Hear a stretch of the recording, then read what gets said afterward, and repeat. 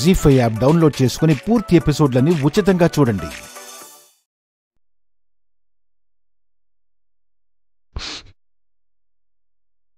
ఏమైందండి? అలా ఉన్నారేంటి?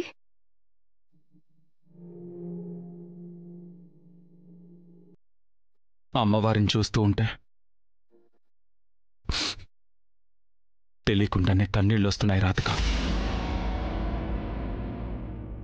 అలంకరణ బాగుంది కదా,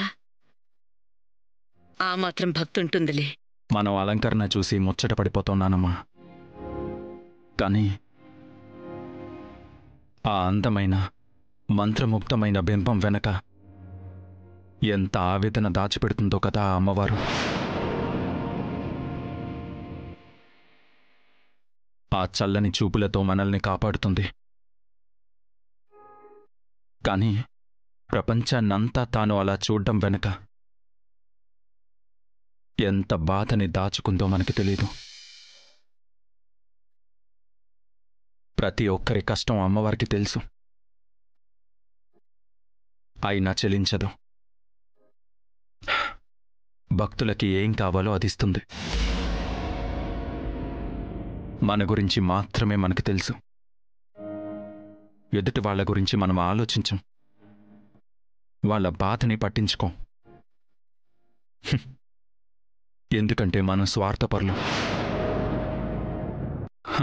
కానీ ఈ అమ్మవారు అలా కాదు, ప్రతి ఒక్కరి కష్టం చూస్తుంది. వాళ్ళకి ఆ కష్టాలని తొలగించే మార్గం చూపిస్తుంది. కొన్నిసార్లు మనం వెంటనే కోరుకున్నది జరగకపోవచ్చు. అప్పుడు మనం అమ్మవారిని నిలదీస్తాం. మేము ఏం పాపం చేశామని మాకీ శిక్ష అని అంటాం, నిందిస్తాం. నువ్వే మాకీ కష్టాలని కన్నీళ్ళని ఇచ్చావని దూషిస్తాం.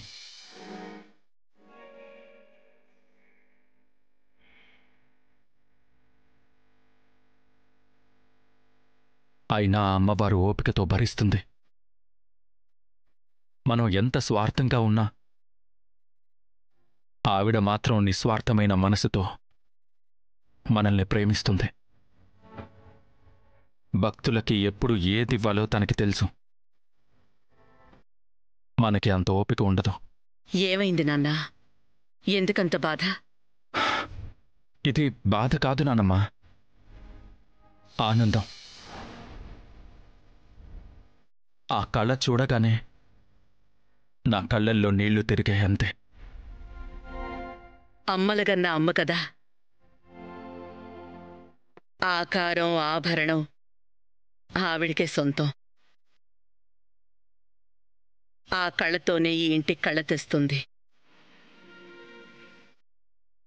మన కళని నెరవేర్చి మనకు అభయం ఇస్తుంది. ఆ ఫీల్ ఇప్పుడు ఖచ్చితంగా తెలుస్తుంది నానమ్మా. ఇలాంటి అమ్మవారు ప్రతి ఇంటా ఉండాలి. ఆ ఇల్లు అప్పుడే బాగుంటుంది.